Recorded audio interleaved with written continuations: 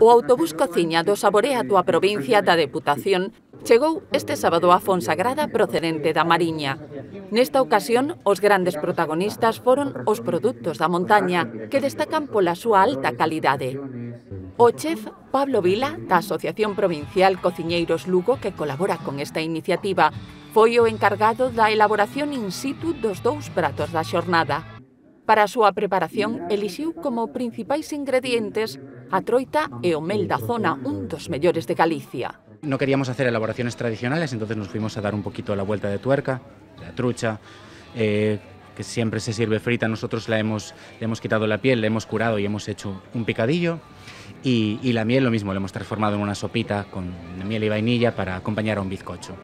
Unha vez rematada a elaboración, comezou o reparto das racións en envases individuais e respectando as distancias de seguridade entre os participantes. De feito, a degustación realizouse nunha zona coutada con aforo limitado e cos comensais sentados.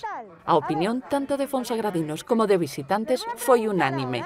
Muy bueno, hasta la piel de pescado estaba buena. Sí, fenomenal, además de verdad. El sabor, el contraste estaba muy bueno. Muy sabroso y muy bien preparado.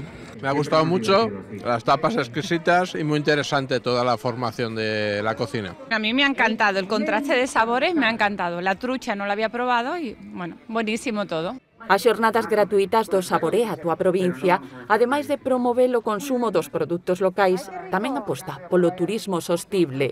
A finalidade, igual que nos outros concellos, de potenciar, de poñer en valor os produtos tradicionais e típicos de cada concello a través de actividades dinámicas dirixidas a visitantes, dirixidas a xente que veña de vacacións e tamén aos nosos veciños dos nosos concellos. Isto é un impulso máis a todo aquilo que estamos a desarrollar para atraer turismo.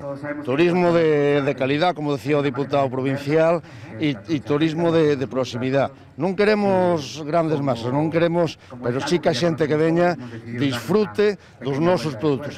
Pero o Saborea a túa provincia inclúe moitas outras actividades ao longo do día, como maxia, sorteos ou obradoiros de cociña para os máis pequenos, como este, no que os nenos e as nenas foron mini-chefs por un día e prepararon unha deliciosa receita con porco celta, queixo do cebreiro, mel e viño de Amandi.